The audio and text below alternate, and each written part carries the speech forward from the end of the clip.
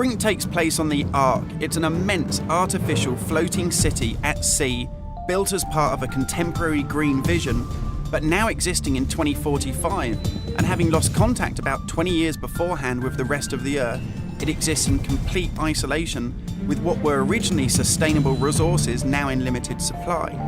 The result of this is that competing social factions have been thrown into an isolated and horrific conflict. We're heading to the Ark's airport. This was the original location that celebrities flew in and out of and had their photo opportunities, but it's also, because it's been deserted and disused for 20 years, the ideal location for me to show you a couple of the game's features in the absence of any enemies. Now, Brink uses those same familiar shooter controls that you're used to, but without the artificial constraints, because we've developed a new system that we're calling SMART. It stands for Smooth Movement Across Random Terrain. If you walk up to something that's an obstacle, just as you would do in any other shooter, you'll stop. But if you want to try and indicate to the game that you want to get somewhere as quickly as possible, using this SMART button, you're able to vault, mantle, and climb with ease. And this is a cool system for helping you navigate through the game, but it's not an autopilot. You don't enter a canned animation that you can't get out of. It's great for advanced players too. If you're approaching an obstacle like a security sensor, and you want to make it through that obstacle without perhaps alerting the enemy to your presence, you could just look up and you'll mantle up and over that automatically.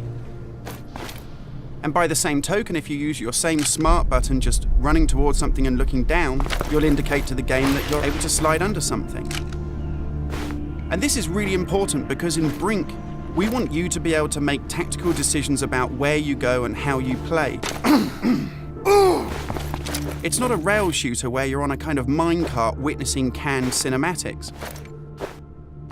And that's important too, because in Brink, irrespective of whether you play offline or online, you can create a cool identity for yourself that really reflects how you want to play the game.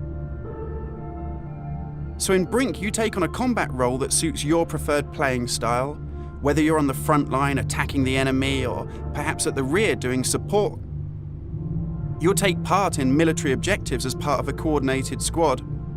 And when you complete these successfully, you'll earn experience points that allow you to unlock cool upgrades for your weapons, really cool abilities that suit the way that you want to play, and also cool outfits that reflect what a badass you are.